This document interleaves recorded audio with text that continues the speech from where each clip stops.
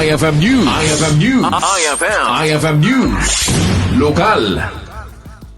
Nagbalin nga emosyonal, ti mekaniko ang nagbalin na subject ti drug buybust operation iti barangay Davila, Pasuquin, Ilocos Norte.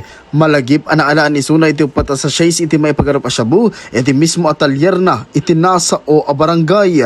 Iti nakita isuna ti anak na, ket dito'y ang nagbalinan nga emosyonal isuna. Siyak na ti mang anak kanya siya.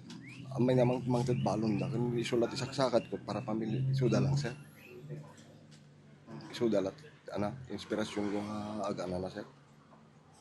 Mekaniko kasi, Gan siya. mabay ka gaming mekaniko. Nabayagan siya. Ada ti drug surrendery kasi, Haan siya.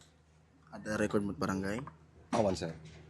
No panggap ti kaputi patiluglugan lang sir isuwad da sir. No di kita nga drug sir awan siya. Impaganet get na, asaan na ako kwa dagiti na kumpiskar kenkwana. Mainaig iti daytoy ket mapilan isuna iti kaso panagsalungasing iti RA 9165 ngano Comprehensive Dangerous Drugs Act of 2002. Para iti IFM News, Ado Lawrence Martinez, Tatak, IFM. IFM News. IFM News. IFM News. Lokal.